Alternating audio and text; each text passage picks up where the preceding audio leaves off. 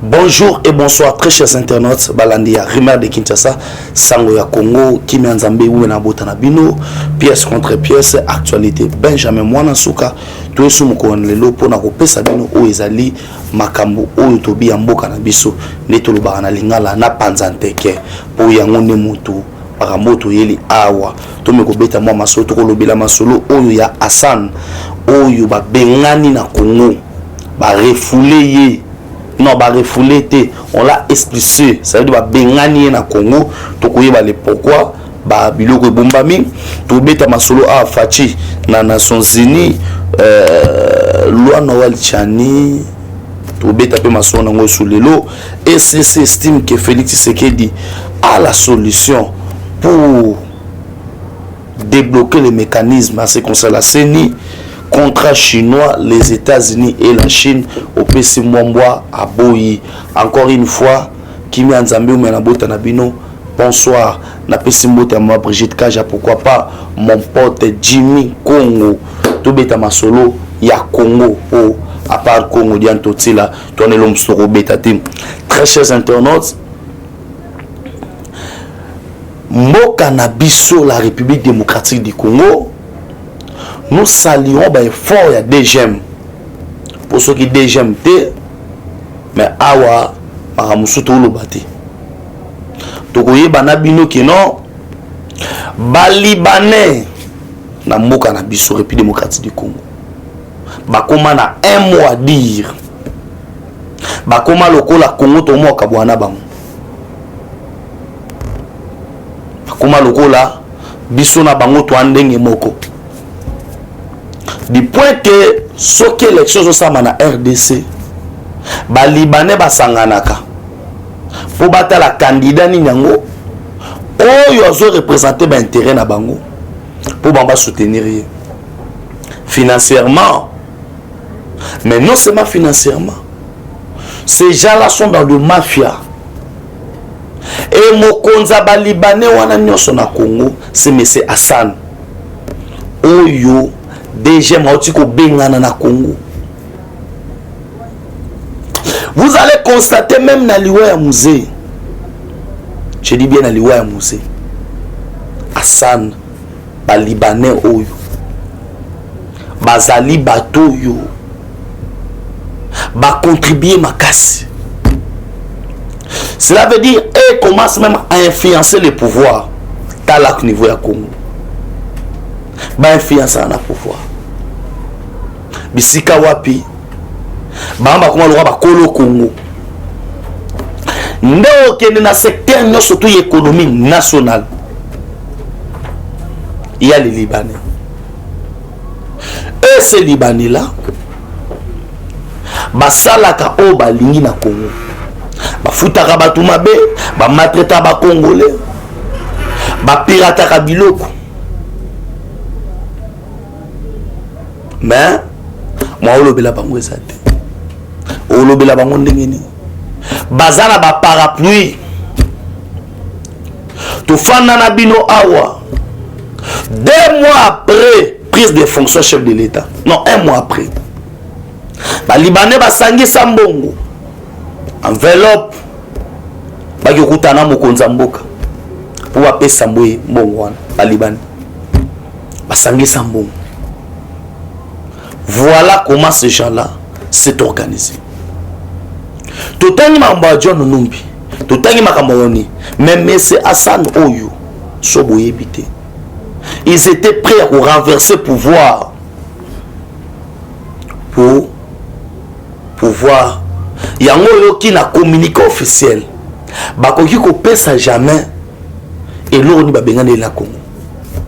Très dangereux. Atolo bawa bazaki prend quoi sa chef de l'État.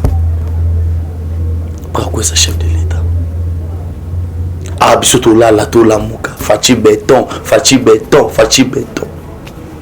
Oui, à ça béton. Oh, on allait koko mana niveau oyo yake bisoto bolanda bisoto sutuki. Ega koya wa to bandi bambangu. To bandi bambangu simba ye tika ye Tala niveau. Coup de chapeau. On va servir de renseignement. Coup de chapeau. La deuxième. Bima, ma Congo. Qui n'est pas la bino? Qui n'est pas la bino? Voilà déjà. Il y a bateau yo. Ba novanda na Congo. Ba fanda na Congo. Avec plein de stratégies diaboliques. Il y a renversé le pouvoir. Au détriment. Maintenant, Naza, Naba Libanais côte. N'est-ce pas régime autolika? Régime autolika. Bazome ba Libanais moussouche. Ba pesa bango. Ba société ba Congolais. Pesa ba ba bele ba tonga ba immeuble na Gombe. Gombe oh la plupart des institutions zakuna. Pour un cadre de pépins. Basa boy. Batonga banda ko pembeni ba Libanais on est belé baza Kinshasa, batongi banda ko pembeni la fleuve. Ba mabongo ebelé, ba port ebelé et comment on y a ba Libanais. Bisika ba ko sabilo na bango. Bazo sala oyo bango balingi. C'est pour vous dire que bandeko wana bamona Congo comme le roi ya bango. C'est pour vous dire quoi, très chers internautes. Na moment na Sabino, babengani Hassan. Hassan Oyo a telemela Gentini Ngobila, gouverneur de la ville de Kinshasa. Hassan Oyo Zandu, t'as la place régime autour t'as la place autour régime à Kabila. Zandu comme Akiaye, Zandu, je dis bien Zandu. Zandu comme Akiaye. Zandu comme Yango Hassan. Hein? Ngape na ke na Liban, marché central à Liban, bate kelinge comme Yango Yanga.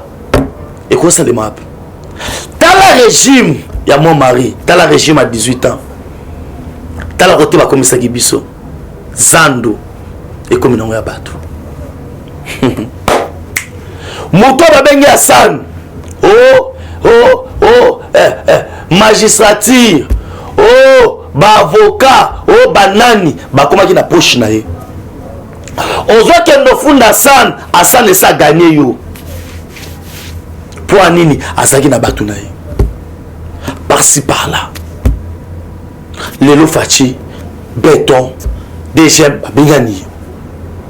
Il complotait nuit et jour pour régime Ekwe. Quand on va kariba minduki boy, bakangi boy Hassan nakati. Hassan nakati. Owa webisanga osopendengeni. Konzamboka coup de chapeau. Lelo oyo na 16 Nations Unies, bisika wapi discours au Afrique banda rozela. Discours pour le relèvement ya Congo, na Afrique en général. Après Covid-19, comment sera l'Afrique? Or, la République démocratique du Congo aujourd'hui représente plusieurs opportunités d'où tout le monde doit profiter. Mais on ne peut pas profiter qui boudi. Sengeza abano menango coup de chapeau na mokonza mboka. Après Kukurundu Wazabanga, c'est le meilleur discours. Loi Noël Tchani, Boutskana Fandawana. Nasa pour ça qu'on se réveille un peu. Totika, Neba le Barana, Swahili Bamiza, tout se réveiller. Toute une république, Oyo Lelo, là où ça m'a fait mal, c'est quand Papa Mbosso dit, loi de père et de mère, c'est pas une priorité. Non, Papa Mbosso, là je suis pas d'accord. Oui, je suis pas d'accord. Loi de père et de mère. Après tout ce qu'on a vu dans ce pays, et pas à demi-Dakar, vous nous dites que non, loi est la priorité. Non, il ne faut pas dire ça. Il ne faut pas dire ça. Aujourd'hui, il y a un bloc, il y a Batou. J'ai dit en 2023, Fatou Tikala Yemoko, na peuple congolais. Tous ces gens ici, ils vont faire un bloc. Et là où ça me fait mal, quelqu'un qui menace toute une institution, Moïse Katumbi, en disant que si vous osez mettre cette loi, vous avez franchi la ligne rouge. Et j'ai vu les gens avoir peur. Mais nous, de père et de mère, nous ne pouvons pas avoir peur pour dire que aux a 50%, aux a 20%, aux a 30%, pour nous protéger mon cannabis. Ma poste clé et le ban papa Simon qui mango le bumbanti pour battre la moka. C'est là où maintenant j'appelle la solidarité de tous. J'aimerais qu'il y ait un profil na bino, il y a Facebook, WhatsApp, Instagram, Twitter, de père et de mère.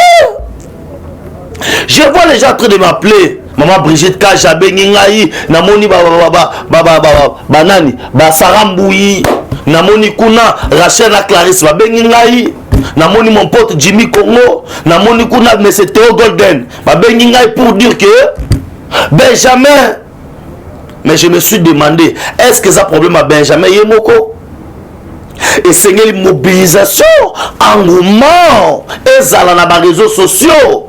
Réseaux sociaux, pour faire des caca, quand tu as pamba pamba. Oh, moi ça, le biboye, qui gagne le biboye. Non! Et c'est une statue à biso, tu as des pères et des mères. Que coach na bastati ko benga Benjamin nani non, moi je suis pas là pour bêter ma sur la vie privée. Moi c'est le Congo d'abord. Parlons Congo, cherchons ce qui est intérêt à Congo. Les lorsqu'ils qui bande konanga baswa na katandako, ce n'est que normal les avis à Moutou. Est-ce qu'il faut y avoir la presse pour nous mettre ma solo que non et pas la biso maman qui n'a pas l'autre bassoana qui non. Parlons Congo. Parlons de la loi Noël Tchani. Oh les gens semblent oublier. Loi Noël Tchani ba vérité bimi papa ka de mboku feliango. Quelqu'un qui nous a menacé pour cette loi. Et vous dites que non, tout bon mangona nous attendons quoi? Nous attendons quoi? Bah des pères et des mères, bon ça la biso plaisir, bon comme on a bastati na bino. Envoyez même les moyens, tout ça là-bas marche, tout ça là-bas polo, tout ça là-bas banderole, de pères et de mères. Mais c'est une affaire de tout le monde. Une affaire de tout le monde. Au confond d'accord, on ça la vidéo, oh boy na boy, Benjamin na okiboy, mais parlons aussi Congo. L'intérêt du Congo est en premier lieu pour le Kabilo Onyoso. Les lorsqu'ils qui n'aillent n'a soit n'en de konanga n'andako, botia on a réseaux sociaux. Et sur le Congo nanine, ça porte quoi à la République? Je vais faire les commentaires sur des bêtises, des sottises, sur quoi? Parce que vous avez ma casse dans le kouta. Vous avez ma casse dans le kouta. Vous avez ma casse dans le kouta. Namoni bato na réseaux sociaux, Jean Kaboun, Atoboli Mutuka, ya maman, mais c'est du mensonge, monsieur. D'abord, c'est la garde républicaine où Azali censé protéger président Nani Botanaye. Mais imagine bazola que ça va Mutuka Batoboli, il y a des policiers. Est-ce que maman Mars, Balba Sekiri Zakaï, et ça va faire des, et ça va mourir. Tout. C'est la garde républicaine. Nous on m'attend à la police. T'as besoin de la piner à Mutuka wana. T'as besoin de la piner à Mutuka. La garde républicaine était où? Des mensonges fabriqués. Tout ça, c'est pour écarter Batou. Na makambo yo sali réalité. La loi Noël Tchani yango. La loi. Il y a pour protéger. Ba poste clé. Tobe tabaso nangote. Tobeta masona ngote masolo ini la réseaux sociaux ça batobola ki piné oh kingana lobaki boui moi ça lobaki boui oh ana lobaki boui non. Parlons Congo, soyons déterminés, protégeons nos institutions, verrouiller ma poste clambo cannabis. Mais ces gens là vous distraient. Ils savent créer des buzz pour distraire Batou. Balo na makambo ezali important. Baki na ba futilité. Baki na ba futilité. Ezali maman na échec ce qui loi oyo bagis batali yango te. Parce que quelqu'un nous a menacé. Moïse Katumbi nous a menacé. Et il y a des reculs. On n'en parle pas. Hein? On n'en parle pas.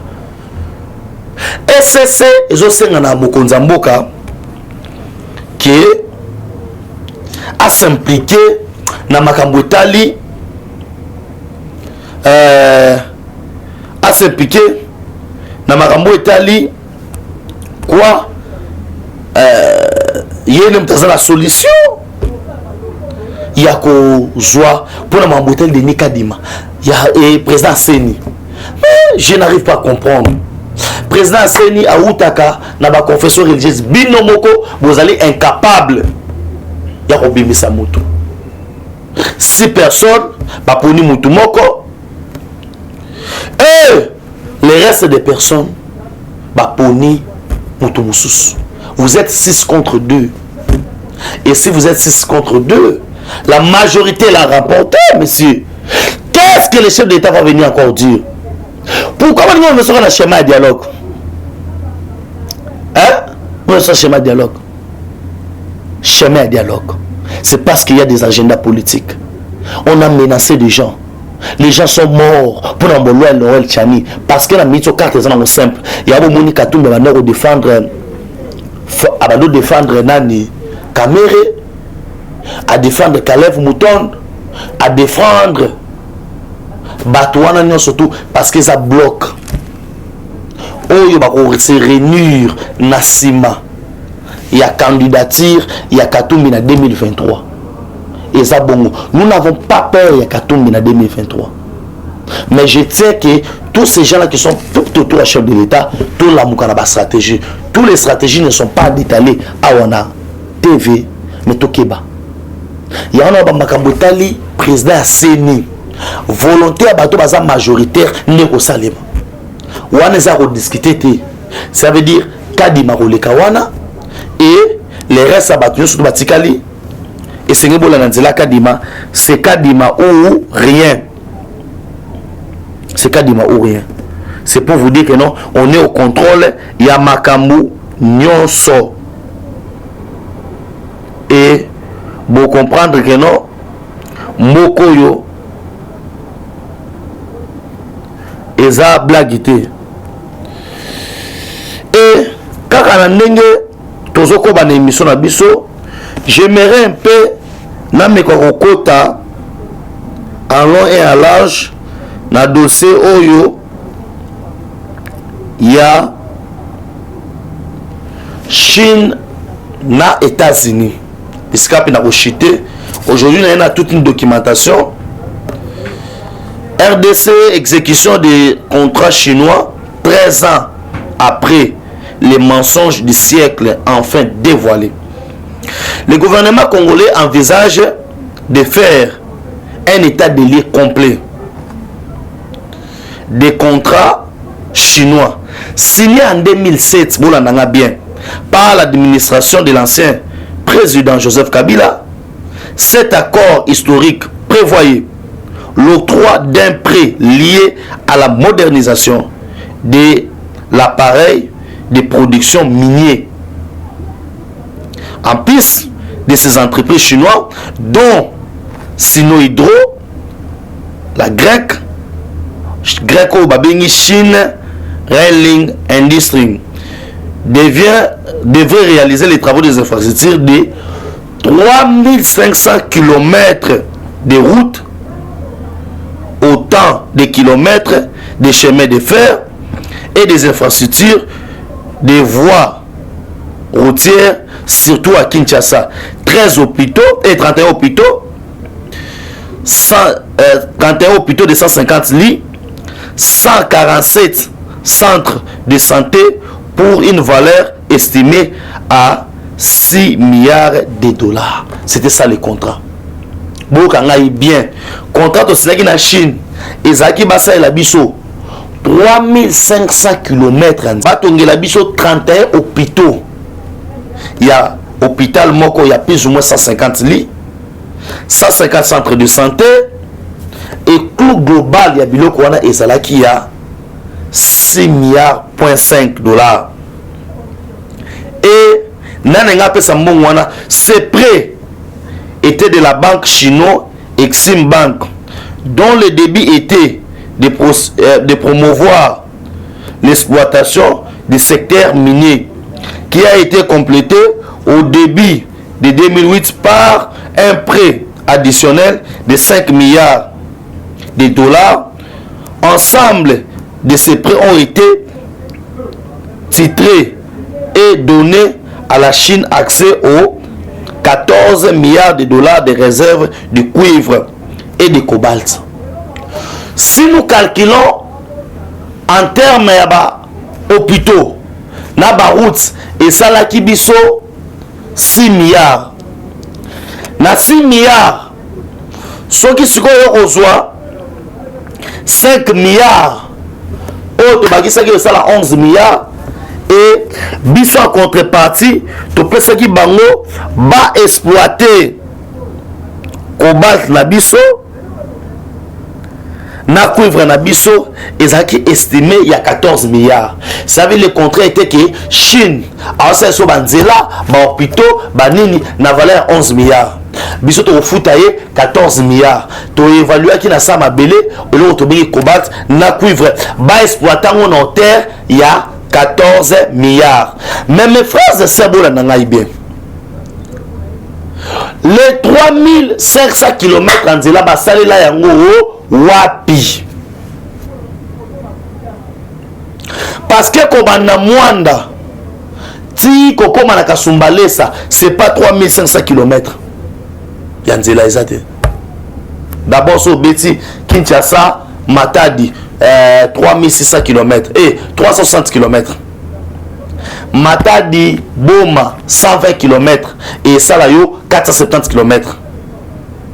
Boma Mwanda 100 km et go Salayo déjà 570 km.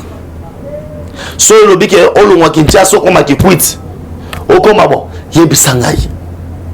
Nzela batongela wapi momo monate ba hôpital en 31 hôpital batonga à 150 les wapi tala ndenge Congo moko kufaki. C'est pourquoi nous avons demandé ba réévaluer contrat. Cette aide a été liée à un programme d'investissement consistant à confier l'exploitation des ressources à la société Simocomine appartenant à des sociétés d'État chinois, 68% Chine et 32% Congo. Dans la place mafia et bandit. Balobi makambo supona ba exécuter yango ba surtout exploiter ba minerai na mboka na biso et kozala na 68% za ba chinois et 32% ba congolais. Na 32% ba congolais oyo nde omoni l'ancien régime famille na bango mobimba ba connaissance na bango, ils ont tout récupéré ces carrés miniers na compte na bango. Et la Chine aux états particuliers chinois va se composer na eloko moko bamba 68%. Ça veut dire omoni pendant 18 ans les minéraux n'ont pas profité pour 68% et qui kotoyo 32% et qui pas au dignitaire. Ah, Congo. Okomona fandi na ndako na yo ozo finga fachi, ozo sala vidéo, ozo ba n'importe quoi. Tala côté to na mboka na biso. Balobi, un rêve utopique. Selon l'agence congolaise des grands travaux, au départ, le coût global du programme sino-congolais a été de 6 milliards, dont 3 milliards pour les projets miniers, 3 milliards pour les projets infrastructures. Étant donné les retards enregistrés dans la mise en œuvre du projet mine destiné au remboursement des travaux des infrastructures par l'exploitation minière, cuivre et cobalt, l'enveloppe globale est réduite actuellement à 1,53 $, renseigne un technicien de l'agence congolaise des grands travaux de la rédaction et que la rédaction a consulté. Selon la même source, le montant total de projets achevés en cours d'exécution sont évalués à 884 millions de dollars Yapamba. Sur le montant initial, il y a 6 milliards, on a 5 milliards, il y a 6 milliards au Chine.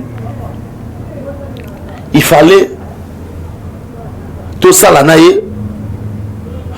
évaluer que Misale Salama et Zanango Kakaya 824 076 millions de dollars. Pas même 1 milliard, je dis bien pas même 1 milliard. Voilà comment Bamela Bissot. Vraiment, c'est pour vous dire que Tokozonga en détail à Makambo. Peut-être ça va congolais que non, na minutes oyo. Bisika tozola nanga. Banga Bamela Bissot bon. Banga mona so bazoba. Yango facha mettre fin. Na ba contrat wana to so ma mususu. Na pesi merci na décorancy. Ozaki na sima caméra. Na pesi merci minute bolanda ki ngai. Lobi na ozonga so ba détail parce que ça nzoko. Et numéro de contact est 643 9 70 40 89 57. Ciao. Eshima, votre magazine qui bat au rythme de l'actualité. Retrouvez la nouvelle édition. Exclusivité, Sakombi Molendo, le pionnier de la bancarisation. Le ministre des Affaires foncières a signé le 3 juin 2021 avec son collègue des Finances l'arrêté interministériel portant bancarisation des opérations foncières et immobilières supérieures ou égales à 10 000 $ américains. Une première en RDC concrétisée par celui qui fait figure de porte-étendard de la numérisation et de la sécurisation des titres fonciers. Aimé Sakombi Molendo est de plein pied dans la matérialisation de sa politique qui suit la vision du chef de l'État, Félix Antoine Tshisekedi, celle de faire du numérique un levier d'intégration, de croissance économique et de progrès social. Nation, gouvernement des warriors, bilan de gestion des 100 premiers jours du gouvernement Samalou Kondé. Sonas, le DG Lucien Boniemé Ekofo présente un bilan largement positif pour les grandes réalisations du premier semestre 2021. À lire également l'interview de Seth Kikouni portée sur les questions d'actualité. À la découverte de Tissia Mukuna, la DG de la marque La Quinoise, café planté et transformé à Kinshasa. Interview exclusive de Richard Ilunga, DG de l'ONIP, qui confirme l'identification de la population congolaise avant les élections 2023. Un an de patrouille financière, les audits de l'IGF mettent à l'écart les mandataires impliqués dans la mauvaise gestion des deniers publics grâce à Jules Alinguete, inspecteur général des finances, chef de service. Une analyse sur les coups d'État en Afrique et leurs conséquences. Retrouvez l'intégralité du magazine Eshima dans les kiosques. Eshima Magazine, un nouveau standard d'information.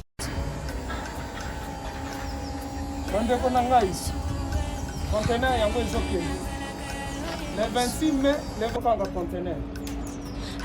Conteneur chaque mois. Donc, next ekozala le 26 mai. Olingo tinda velo. Mutuka. Lise aussi otangi. Biloko tout, on met ma cannabis.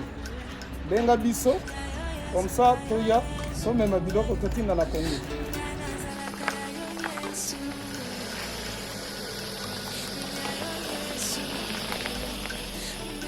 Bandeko kari yango yo touti ko zongo ezokende Kinshasa. Ozana mutuka pesa biso ezoke. Merci. Le 26 mai, mosusu kwende. Il y a 2021 otosana.